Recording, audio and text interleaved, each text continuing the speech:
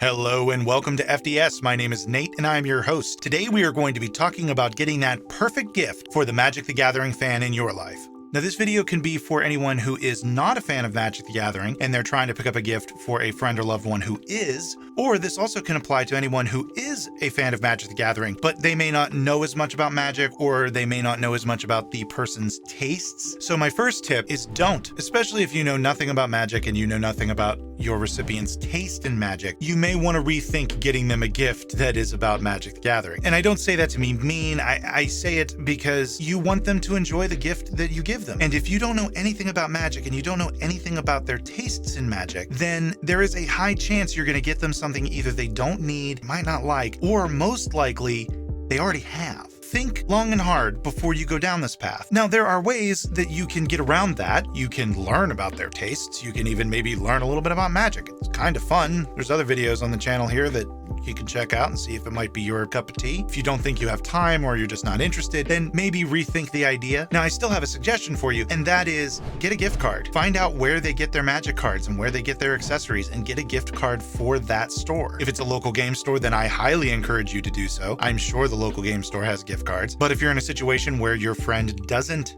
have a local game store that they go to, or they go to a big box store, then get the gift card for the big box store or Amazon or Card Kingdom or something like that. That's definitely a way to show, hey, I know you like Magic and you're important to me, so here's something so you can get more Magic, and they'll love it. Now let's say you want to get them something more than just a gift card, where again, you want to show, hey, I know you like Magic and I think you might like this. This will help you Magic better. It's hard to go wrong with sleeves because we're always using sleeves. Even those of us who don't necessarily use sleeves to protect the cards and just use it to shuffle easier. If you don't know anything about Magic and you aren't sure how to ask them in a way that doesn't sound ridiculously obvious that you're fishing for their favorite type of sleeve to purchase for them as a gift, it's hard to go wrong with Dragon Shields or Eclipses. I'll have the links down below, so if those words meant nothing to you, you'll have a link to go to. Even if you decide to go with the more expensive gift, throwing in a pack of Dragon Shield sleeves or KMC Perfect Fits on top of that gift is just a little icing on the cake. Along the same lines,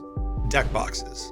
Deck boxes are a good option to go with, especially if you know what type of deck box they like, then you can always go and just get them another one. I know if I got a new Boulder Deck Box or even a Prism, I would be happy because now I have an excuse to make a new deck. But another option that is fairly safe is a binder, especially a binder that has pages stitched into the binder like the Ultimate Guard Quadro or Gamegenic. They have Quadro binders or even just regular sized binders that I think in most cases would go over quite well. One option I would probably avoid is pre-constructed decks. If you don't know what pre-constructed decks are, they are decks that Wizards of the Coast puts out on a fairly regular basis, and in recent years they have been leaning into the Commander decks. They are playable out of the box, and usually they are of a lower power level, and unless you know that your recipient is specifically looking forward to getting one of those decks, you may want to avoid it, because in most cases, players either aren't going to pick up the decks because they're not interested in them, or if they are interested in them, they've probably already picked them up.